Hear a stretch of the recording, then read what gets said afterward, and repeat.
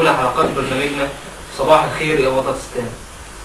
في أولى حلقاتنا النهاردة معانا الأستاذ محمد فتحي حسن ضيفنا النهاردة في البرنامج. أهلا وسهلا بك. أهلا وسهلا بك.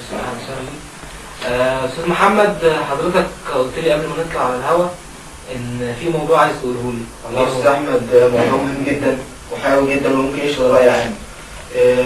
بمناسبة حضرتك فاكر السفينة تيتانيك؟ أي نعم. الموضوع كله بسبب غرق السفينة تيتانيك. إيه هو بقى؟ الناس كلها كانت فاكرة سبب غرق السفينة تيتانيك هو جبل تلج. جبل تلج في البحر. الناس كانت فاهمة غلط. السبب في غرق السفينة تيتانيك هو جدي. جدي أنا اسمي محمد فتحي حسن عمرو جبل التلج. جدي اسمه جبل التلج، هو السبب في غرق السفينة تيتانيك. يا سلام. أنت مش مصدقني؟ لا طبعا. استاذ احمد، انا عشان كده جبت تحضير الارواح، عدت تحضير الارواح معايا.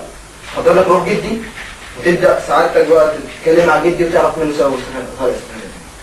طب تنخى علينا يا عم. معلش بقى، معلش استحملني.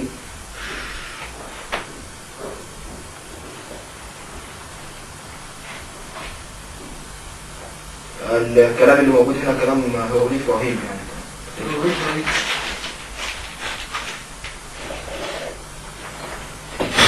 حمود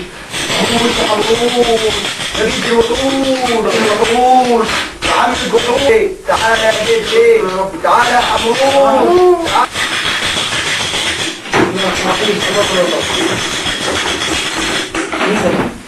انت مين يا استاذ؟ ايه ده؟ استاذ محمد، شوف كده ايه ده؟ جدي ده جدي يا استاذ احمد. ازيك يا اهلا وسهلا. اهلا وسهلا. استاذ عمرو جبل التلج. استاذ عمرو كان حفيدك الاستاذ محمد قال لنا ان حضرتك السبب في غرق الباخره تيتانيك. ايوه. هل ده صحيح؟ ايوه طبعا. ممكن حضرتك تحكي لنا تفاصيل بس بسرعه؟ والله انا كنت قاعد بصطاد في يوم في اللانش بتاعي، فلقيت في حاجه زي منظر كده، بصيت لقيت سفينه كبيره وولد وبنت فوق المركب عمالين يكفوا عليا. ايوه الكلام ده حصل. مفيش دقيقتين قلت يمكن ماشي شباب بيهزروا وبيضحكوا وبتاع.